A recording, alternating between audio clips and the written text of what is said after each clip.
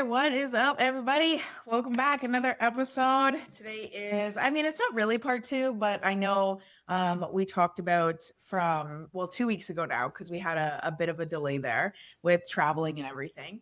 But we talked about how we are going to next chat about deeper health, right? Yeah. Specifically the health phase that I am currently going through, because we talked a little bit before about different ways to see progress. And so this is like a really big, obviously, goal that is really hard to assess. So yes, welcome back to our episode. My name is Rusty, aka Coach Frizzle. And this is my girl and co-host.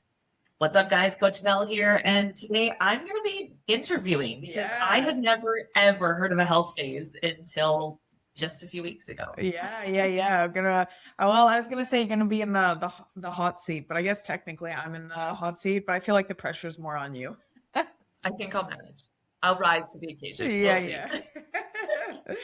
So we're literally going to dive in. We both posted to our social media, if you guys had any questions, fire them over.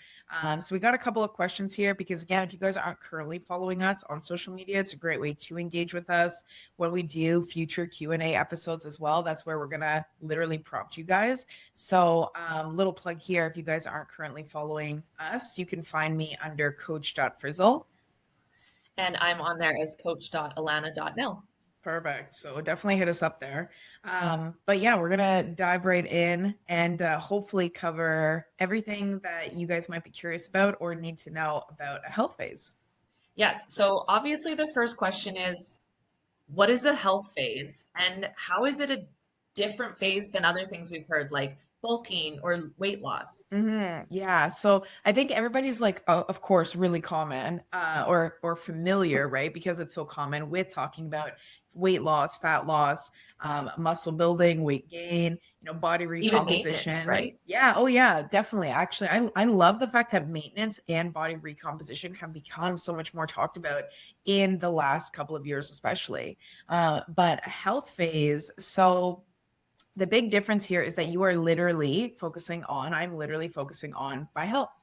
And this is going to be deeper health, right? So a lot of the biofeedback markers that you might be looking at in the sense of blood work is a big part of this equation. So thyroid health, cortisol levels, adrenal function, sex hormones, looking to improve those things because those are literally the base of your health, right? I always say to people that like the physical follows the physiological. And if your physiological is not in a good spot, then we need to focus on that first, because you cannot just continue to try and, build muscle if your thyroid, your stress levels are all out of whack.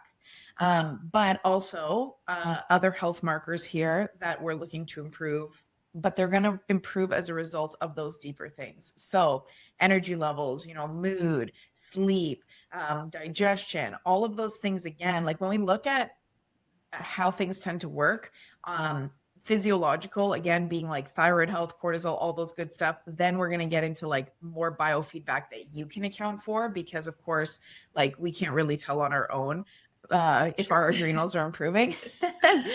You're going to feel it in just like a lot of the day-to-day health stuff. So looking at that to, again, then look at improving physical goals down the road. But yes, in an overarching theme. This is really important too, because when I first heard the term health phase, I thought, oh, maintenance, right? Because for those of you that have done maintenance, the goal is to like maintain your fitness levels, your current weight, give or take, right? And this is where it very much differs, right? There's a lot of people in maintenance phases, they don't have concerns around their thyroid health or adrenals or hormones, right? But for you, and we'll get into this a little bit more, this is where you needed that differentiation between health and maintenance. Yes, absolutely. And like when going into a maintenance phase, a lot of, if people haven't done a maintenance phase before, they will likely start to notice a difference in those health markers, right? Their sleep will improve. They're in a better mood energy wise, because you're actually giving yourself more food.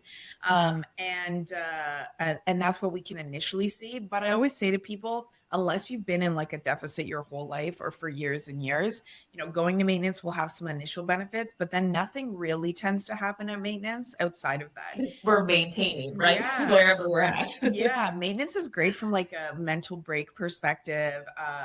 But other than that, like it's when the body is being challenged is where we tend to get, more results. So whether you're going into a gaining phase or a cut phase. But yes, a health phase is it's like what are those charts called? Spider web charts, where it was like Oh, like the thoughts with all of the little yeah, branches. yeah, yeah, yeah, yeah, yeah. So you can kind of say like a health phase would be like a stem off from one of those, but at the same time, then like a health phase is its own major one, and you've got like all the other ones stemming off of that. But yeah, health has to be at your Right. priority. So that's kind of what we're doing right now. So then why did you decide to go into one personally? Yeah, so for me, I mean, the last several years I've been pushing like really, really hard, very, very hard. And when I say pushing, I don't just mean, right? Because a lot of people might be thinking like, oh, she's been in a deficit for a long time. No, I have gone through some maintenance phases. I've gone through body recomposition phases. I've gone through deficits, but just like those and not too many maintenance phases, to be honest, in the last several years. So I've pretty much gone from cuts to body recomposition to cuts and body recomposition and like really pushing my physique quite hard, pushing in the gym quite hard. And in the last, I want to say 6 months, I really started to notice my irritability was going like really, really high. For me, I'm a very like easygoing person. I like to think of myself as a very joyful person, but I think most people would probably agree. yeah, yeah. But I noticed that like I was just like I couldn't how can I say this? I was having a really hard time with anything difficult that was presenting itself. It was like I couldn't deal with it, or Like the smaller inconveniences felt big. they felt huge. And I was just like, what is going on? Like I'm like raging. And I didn't like that in myself. My sleep, honestly, has always been pretty good. Thank the Lord. But And I think too, as coaches, we monitor a lot of things, so we don't necessarily see the other things sometimes. yeah, oh yeah, no, definitely. But yeah, I just really noticed irritability was a big one for me. It also felt like my hair was getting a bit thinner in the last little bit, which is a really big correlation between stress, adrenals, thyroid health. I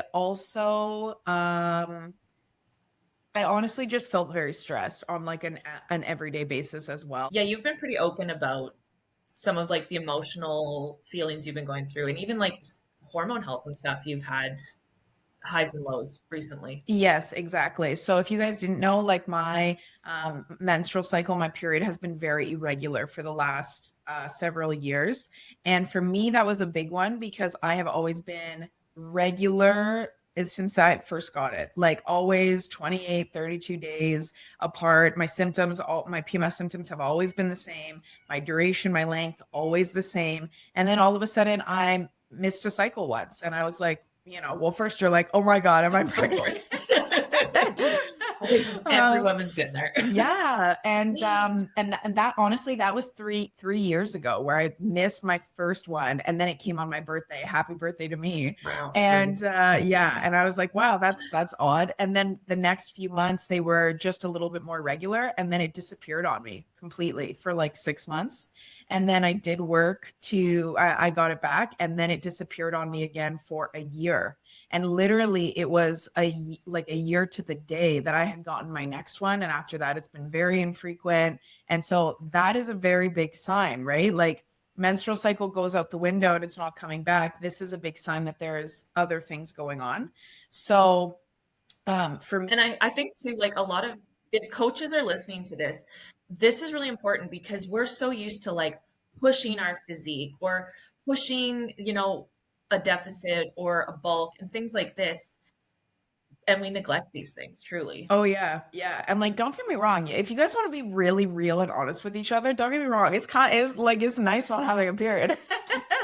Ladies, if that are listening, you can totally understand. But at this age, that is not what our bodies are designed, right? Yes, true. We're at this point where we're seeing people struggling with this kind of thing earlier in their 30s than they used to. And that's not really when we should be seeing that kind of changes. Yes, exactly. And as a side note, even women in general, like we're noticing that they're starting to go through perimenopause so Exactly. early nowadays. And this is a big sign of just other things that we can talk about down the road, but other health things that are going on.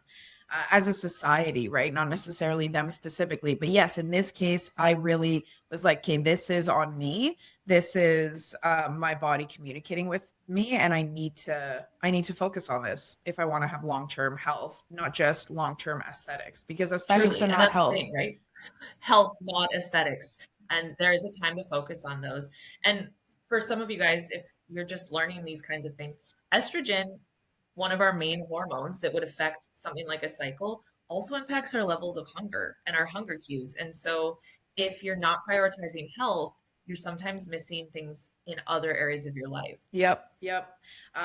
So yeah, that was a big one. And on that note as well, and speaking of estrogen as well, because doing my blood work, I am pretty low estrogen. But this also comes across, right? So not just in explaining my period health, but also even just sex drive. Again, if we're going to keep it very honest today, right? I noticed my sex drive really, really dropped. And again, body's not producing estrogen. Ladies, like if you're somebody who struggles with your sex drive, but also just I'm trying to think about words that I can use here that are PGA. yeah. You know, listen, if you're dry in that region, there's a chance that you're pretty low estrogen, right? Yes, And you're lacking lubrication. yes, thank you. That's the correct word. I'm like, I'm thinking about like talking to my girlfriends and we would just be spitting it Yes. out. So I'm like trying to keep it somewhat, but yes, if you are lacking lubrication, right, that could directly be correlated to estrogen. Or likewise, if sex is very uncomfortable for you, again, could be because you are lacking lubrication and your estrogen levels might also be playing into being low there.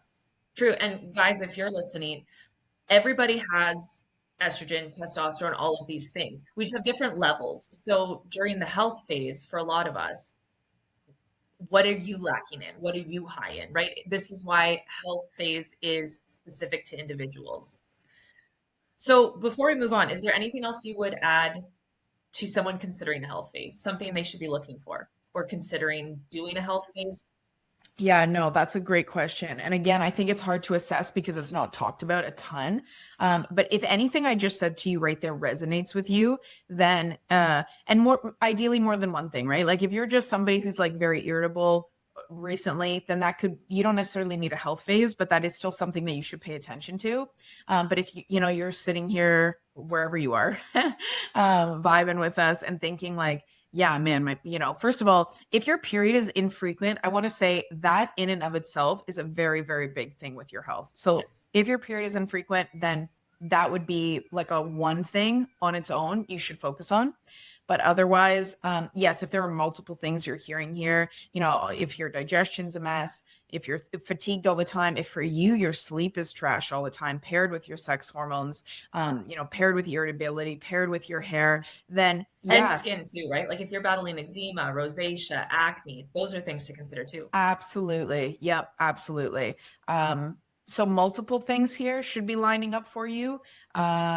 I would definitely start to, if you're currently working with somebody, I would mention it to them, or likewise hit us up on Instagram, right? You guys don't have to, again, be working with us to ask us some questions. We're more than Absolutely. happy. And hearing you talk, another thing I would consider when looking at doing a health phase, have you gone through something really, really traumatic to your system, right? I wish hearing you talk now that I had known about health phases earlier on because the stress on my body was so high that everything was out of whack.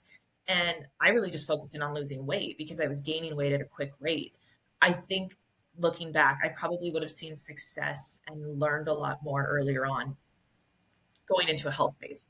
Yeah, absolutely, absolutely. And also, if you're also like sitting there like now thinking, shit, I should have probably done a health phase a while ago, it is not too late.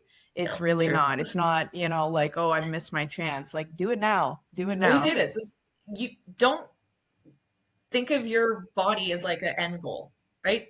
You get one, you get to ride it till you don't have a body anymore. So take care of it when you have it in the moment. Yeah. Like there's so many people, we're going off topic a little bit here, but I forget her name. It's like I want to say her name is Jane, but she didn't start her health journey till she was like Oh, Joan. Joan. There we go. I knew it was a J.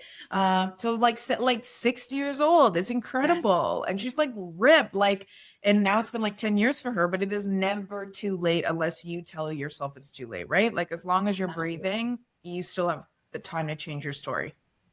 So, what is the goal with a health phase? How are you monitoring that progress? Yeah, yeah. So, well, my goal is I want to feel good AF. Solid So, choice. um, but like specifically, okay, so ways, I mean, kind of twofold here, but ways I will be monitoring progress is regular blood work. So I did blood work at the start of this health phase. I'm going to do it again at the 3 month mark, and I'm going to do it again at the 6 month mark. But in the meantime, right, because it is really hard, honestly. And even for me, you guys, like knowing all of the ins and outs, there are many days where I'm just like, oh, this is so frustrating. True. Because, you can't really monitor blood work on your own. So what are you monitoring on the in between? Literally how I feel, right? What my energy levels are like, where my mood is. If irritability was a thing before, then how am I feeling now on a day to day basis?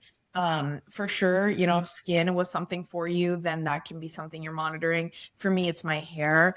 So like I've already started to notice like my hair shedding is way, way down, almost non-existent now. I actually am noticing a little bit of a length change again, keeping in mind as well, like nothing happens overnight. And that's the other big thing. Even with the health phase markers you can monitor, right? Like skin and hair are very similar, that they take like skin, it's, I believe, 28 days before like Yeah, that sounds new about right. cells happen. Yeah. So, right. If your skin is something, you're waiting at least a month. Hair is longer than that. It takes like, I think 28 to 2 months, 28 days to 2 months for like new hair follicles to even form. Then they got to grow. So like, it's a long process. But yes, those things, again, sex drive, digestion, like I said, energy, mood, things like that. Those are all the things that I'm noticing right now. How well rested am I? Where's my mindset at? Am I brain foggy all the time? Is my concentration improved? Those are all the things I am monitoring right now on kind of that day-to-day basis. So I am curious, with monitoring that, have you given yourself some like metrics to use? Are you like going back and reviewing progress? How are you doing that? Yeah, so I still take weekly photos, absolutely, because I'm still monitoring my physique here. And in a health phase, here's the thing, don't think that physique changes won't happen, because they absolutely still can. And likely, right, like when you are, if things are improving, then you're still in a good position to put on muscle tissue, because I'm also eating a really good amount of food right now. So Wow. for sure, my body can be utilizing that. And again, that's a great way to assess progress. I also want to say that, like with a health phase, some weight gain will likely happen, right? It's not intentional. It's not like a bulk or even a lean gain phase where we are intentionally like the scale going up is a metric, but I'm using the scale more so to assess, especially as I am continuing to increase food, how my body is also dealing with that. Some weight gain will be a part of the equation, but again, it shouldn't be huge. So that, but also, yes, the photos are a big one. So noticing how my physique is changing. Again, if I'm noticing distension or inflammation, as I am adding muscle tissue, things like that. Sleep progress, yeah, again, my sleep's always been good, but I kind of just monitor it in terms of like how much sleep am I averaging every night, what quality was like for me. Because Um, of course, because life factors in, right? Maybe you only are getting 6 hours of sleep because your schedule's hectic, right? Take that with a grain of salt, right? Yeah. Oh, yeah, totally. Yeah. Sometimes life just throws things at you. One thing I am doing that is pretty uncommon. I don't think a lot of people are aware of this, but your body temperature it can be a direct correlation to not just stress levels, but actually your thyroid health. So um, I am taking my body temperatures every single day, multiple times a day for that reason, paired up with heart rate, right? Because if our body temperature is really low, if your heart rate is consistently low, a lot of people tend to think like, oh, that's a good thing. We're not talking about dangerously low, but they're just like, oh, it's low, my body's, in a calm state. I understand the thought process behind that, but when we pair that up with the fact that your body temperature, let's say, is low, then likely our thyroid is actually also low and underperforming. Right, there's low functioning, yeah. Think of it like a lizard. You can freeze them and they won't die. Yeah. That's crazy to me, actually, by the Right? way. But that's the kind of same thing. They're Yeah. not functioning peak lizard. Yeah. They're in hibernation because they're Yeah. cold and not moving. Great example. Great example. So that's something that's actually cool. And even today, I this morning, because it's still early for me, I did my morning temperature, but my temperatures have actually been going up in the last like week pretty consistently. I'm like, this is awesome. So, you really have to find those little things to get excited about, because obviously we're assessing progress in a different way. And you mentioned the blood work. We encourage everybody getting blood work, but like for me, not in a health phase, I'm looking at maybe annually, right? Whereas you're being very diligent every 3 months, right? Yes. Yeah. You don't necessarily, yes, when you're actively working on health markers, then more frequent we can go, the better. I have, a couple clients that are also working on thyroid health. So yeah, we're doing it like every 3 months right now. But yeah, absolutely. Once a year is fantastic. Or likewise, if you are, I don't necessarily recommend getting blood work done at the end of a cut, unless you are now going to go into like a body recomp phase and also want to just monitor, because at the end of a cut, we're likely going to see different metrics there, because again, a cut can be stressful on the body.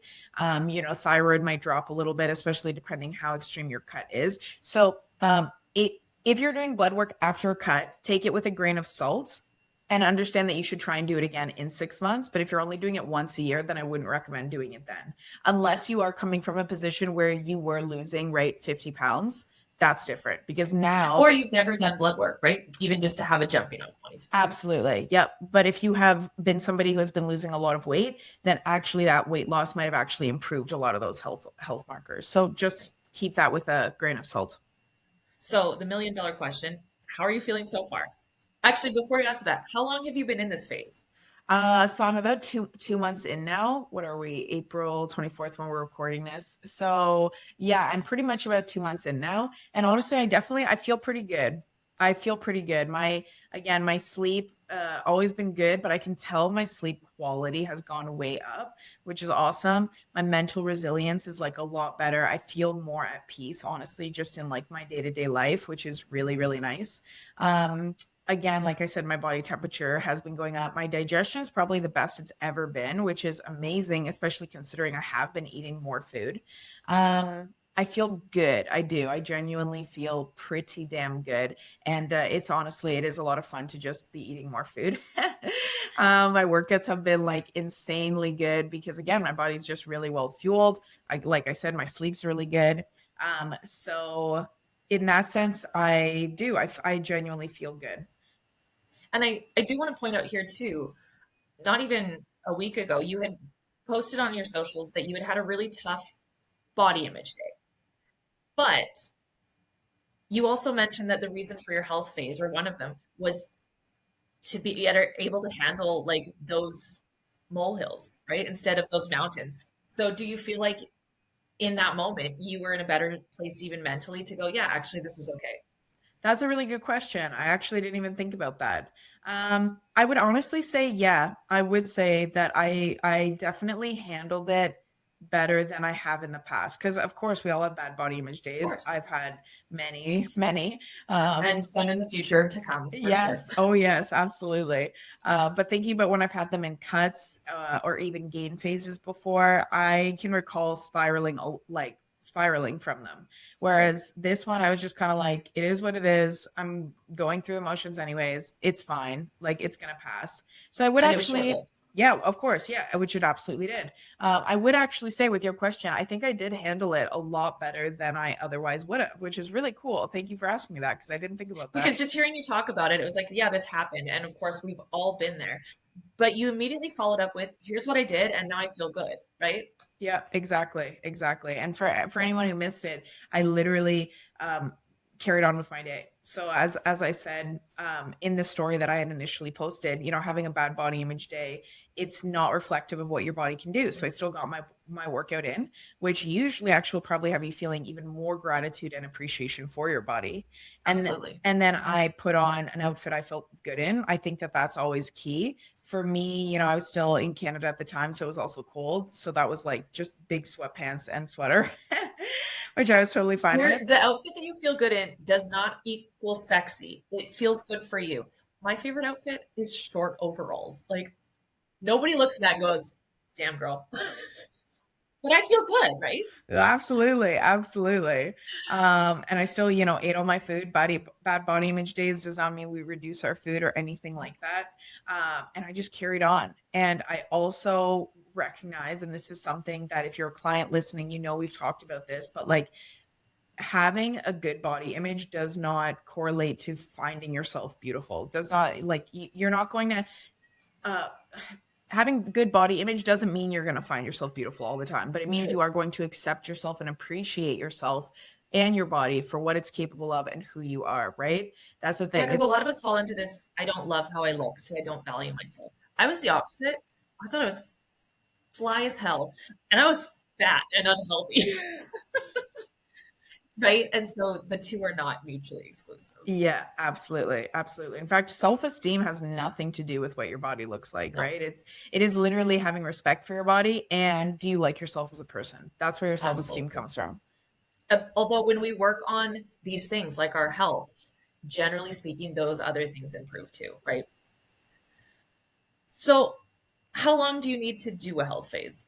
Um, yeah, that's going to be really like person to person dependent, but no matter what, I'm going to say like most people are not going to be doing a health phase for like less than 4 months because I would say this almost with anything. Play the long game. yes, You're going to need to do something longer than you probably want to. yes, 100%. And it's amazing because so many people are willing to be in a calorie deficit for like years, but all of a sudden they're like, do a health phase or go into body recomposition. Yeah. And they're like, oh, well, for how long? They're like 6 months, 8 months, a year. And they're like, no, that's too long. But bitch, please, you're willing to undereat for years on end. I do not think so. Right? When I tell people how long I've worked with you or how long people have been working with me, they're like, what do you mean 2.5 years or 3 years? I'm like, we're still learning. There are other options besides the number on the scale going down, right? Yeah. Oh, yeah, absolutely. Like working on something for a long time or working with somebody for a long time doesn't mean you're not accomplishing your goals. It means you're going through different phases. Absolutely. But yeah, so it really is person to person dependent. You're not going to do it for less than like 4 months. But honestly, it is going to be on the higher end. So for me right now, I'm hoping it's going to be around 6 months, but notice I said hoping, like it could very well be all of this year. So And then that leads in. Timelines change. yeah, yeah, absolutely. And this is also why the blood work's so important, right? Because if I test, so in like a month, just over a month from now, for my 3 month assessment, and things are like massively improved, which like would be amazing, then yeah, maybe I am doing just another 3 months and test again. If things are improving, but they're slow, like I said, I already have the mindset that it's going to be at least 6 months, so that's helpful. And then will again decide based off of how I'm feeling and what blood work is showing. But ultimately, playing the long game is only going to benefit me for longer after that as well. So True. that's kind of, And things like adherence matter too, right? This is why, as a coach, I am very hesitant to always give a timeline because it really depends on the effort you're putting in, right? oh, yeah, absolutely. Adherence is huge, right? If you're only showing up for something 70% of the time and you're like, but it's been 4 months, actually, I don't know what 70% is of 4 months. I Well, don't do math. what is My that? math is like 45 plus 45. Yeah. If you the know, you know. the weights, yeah. Well, let me pull out my calculator. So 4 months is 16 weeks. So yeah, if you're like, I've been doing this for 4 months, but you've only been consistent 70% of the time, then guess what? You've actually only been doing it for 11 weeks, which is not even 3 months. So yeah, it really depends. For me, I am at a point where I'm honestly very confident in saying I'm consistent 90% of the time or more. So that also makes it easier, even just for my own mindset, because I know I'm not saying 6 months, but now it's going to be 8 months or 10 months because I didn't actually commit. I know if I commit, it is going to be 6 months. Right. So that's kind of where we're at.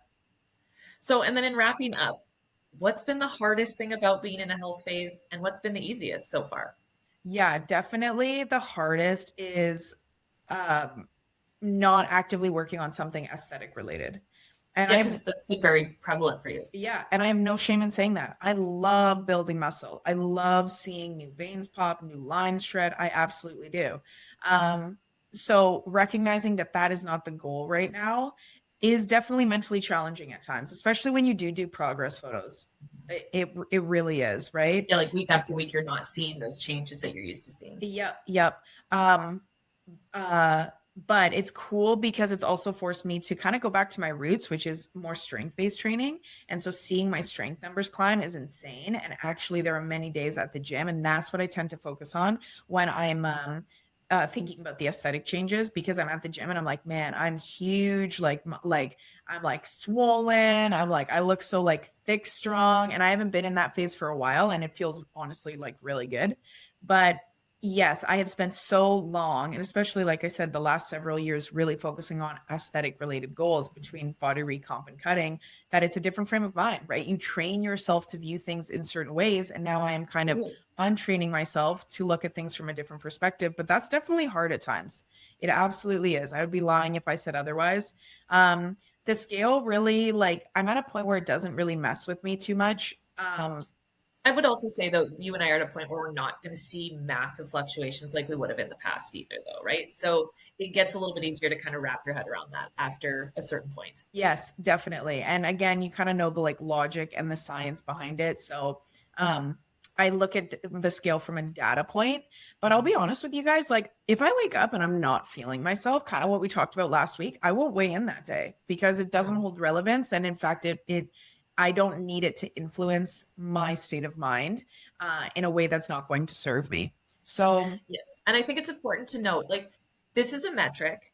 And if you're constantly avoiding it, that's not healthy either, right? So if it's an out for you, maybe work on that. But if you're at a point in your life where it's not as relevant a piece of information, then you don't have to do it, right? oh yeah, absolutely. Absolutely.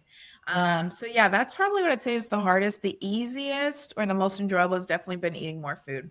It's so fun eating food.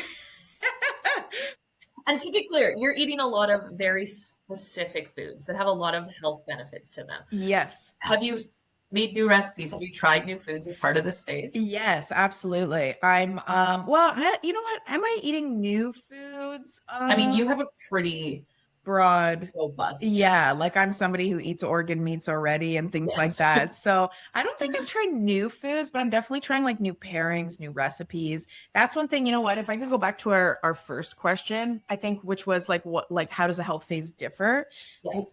It really differs, I want to say, as well with food intake. Okay. Because Yes. a big focus for a lot of people, especially if you're counting calories, is like, oh, what foods can I eat to hit my calories or hit my macros? When you're in a health phase, absolutely. Like I have a calorie goal that I am hitting, I have macros I'm hitting, but it becomes less about eating foods that hit those numbers and more about what is this food offering me in my body. And honestly, even if you're in a cut or a body recomp phase, if you take that mindset, you will have such a better cut. You'll feel way better in it. You'll have such better results with body recomp as well. But again, I'm looking at things not from a numbers necessarily perspective, but a what is this offering? How is this benefiting me? Because again, I truly believe food is medicine. I also believe in medicine 100%, but I believe that food has the power to drastically influence so many aspects of our health. And so if you start to focus on food from that perspective, your entire life will change, guaranteed. And truly, like in North America, food has not been studied the same way it has in other cultures. One of my first intros into learning about nutrition was actually the Ayurvedic methods, right? And like pairing certain foods to fuel your body in certain ways is very important. And I think that plays into health phase. Yeah, absolutely. So, yeah, I'm eating honestly just like like insanely nutrient dense. I've always, even last year when I documented a lot of my cut, I ate very nutrient dense. But like, yeah, just so much more so now. But that's been honestly like really, really fun. Like even just I like love miso soup, right? But most of us like we have it when we're like out at a restaurant or like you're having it with dinner. I drink miso soup every morning now because of the benefits, right? From a gut bacteria perspective. And it's just like new habits that like you learn are so enjoyable, new things that you enjoyed, but enjoy in a new context now. So yeah, the food across the board has for sure been so fun. I'm eating the most amount of food I ever have, like in an intentional setting, not when I was like a binge eater. And it's just also, you get so much appreciation for your body because of course, it can be a little nerve wracking at first, like, really increasing your food, but you really, again, develop way more trust with your body because you recognize how it handles food. And it's only actually been you that's been the one that's been holding you back or telling yourself, I can't eat more. Like your body really is this incredible, incredible human. Well, you're a human being, but it's this incredible machine. Yeah, and I think in a health phase, you really get to start to notice and experience that. Like we just say, oh, like, you can create a human. Your body does that, but we don't talk about it on like a day-to-day small change scale. Absolutely. Yep. I saw actually this meme post on Instagram the other day, and I saved it because I'm like, I'm going to repost this. It's so true. But it literally said, it was like, the human body requires so much maintenance. Who designed this thing? And I'm like, you're a Neopet trying to keep yourself alive. Yeah, I'm like, this hits so hard in this phase that I'm in right now, and it's so true. But so what is a health phase? You're a Tamagotchi and you're keeping yourself alive. Literally, when that thing would beep at you, like, pay attention. So yeah, that's it's good. I've been really enjoying the challenge from this phase. That's awesome. Cool. Well, those are all the questions that we had for today. But if you guys have questions about this, comment or hit us up on social media and let us know. We could talk about this for all day. Yeah, as you guys know, we're talkers. We'll just keep going and going and going. But literally, like Nel said, hit us up if you have questions. If there's anything else that you guys want to ask, or drop them in the comments here on the podcast. Likewise, if any of this resonated with you, and we're talking again about like that deep gut, like, oh shit, this might be up my alley. Listen to that, right? Like, your gut is your second brain for a reason. You have gut feelings for a reason. It's your body's way of communicating with you, and nothing bad is going to come from ever focusing on your health. Ever, ever, ever. Or if you don't have that gut feeling because you're ignoring it, you're repressing it, maybe a health phase is for you. Yeah, that as well. That as well. So if you're currently working with a coach, don't hesitate to bring it up with them. And likewise, if you guys are in the place where you're like, all right, this is something I want to do, or you have other goals, but you're like, I think I need that accountability, there is a link in the show notes that you can click to fill out a one-on-one coaching application to work with me and Nel.